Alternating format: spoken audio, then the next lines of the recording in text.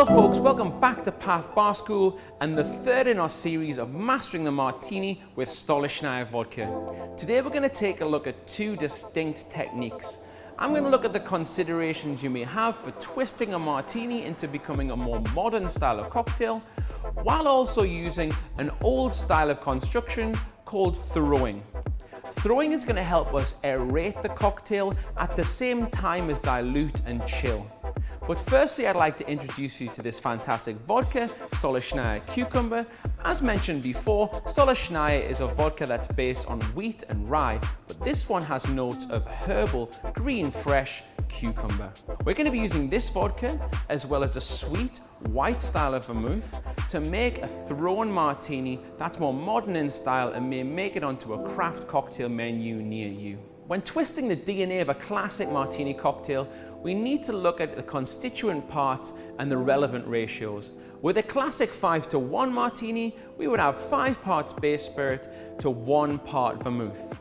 This is going to be no different, but we're going to take the green, herbaceous, fresh vegetal notes of Stolichnaya cucumber and support them with a sweet, aromatic white vermouth. We're going to keep the ratios kind of the same, but twist it just a little bit so it accentuates a few of our different recipe ideas. We're going to start making this drink in the Boston tin, and we're going to add the cheapest ingredient first, which is going to be 15 ml of sweet, white, aromatic vermouth. Next, we're going to add 50 ml of our beautiful Stolichnaya cucumber vodka. And in this instance, we're going to use a very old technique which has been making a modern resurgence. We're going to actually throw the cocktail. Throwing means passing it between two tins, helping to aerate and dilute it and chill it at the same time. Now, this is a technique that originates around about the 13th century with tea ceremonies in China, but many other cultures have used it to aerate and aromatize things like sherries and wines. How we execute this technique involves a little bit of a demonstration. I'm going to start by filling up this tin, the largest tin, full of ice. The more ice, the more chance we're going to have of getting our cocktail down to a colder temperature. I'm then going to take a particular style of strainer, something like this, maybe even a julep strainer works just as well, and I'm going to lay that across the top of our ice, locking in the strainer to the tin.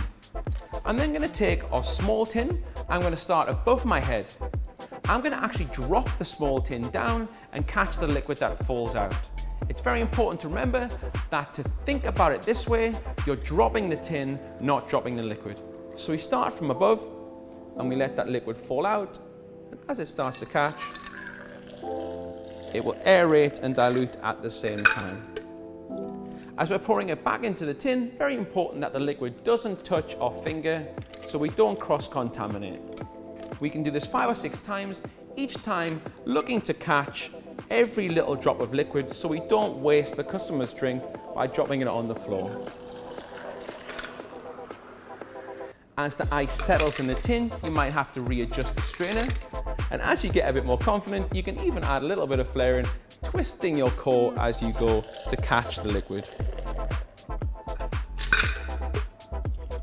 Obviously, the quicker, the better. The longer the pour, the better. The more aerated our cocktail is going to get. And one final throw. And one more time as we aerate and dilute before we deposit it beautifully into our nice pre-chilled glass. Now, the garnish for this cocktail should match the drink itself. In this instance, I'm going to add a pickled cucumber to add some salinity to our cocktail, but also to mirror the flavors of our beautiful Stolichnaya vodka. And that is a twisted vodka martini with Stolichnaya cucumber.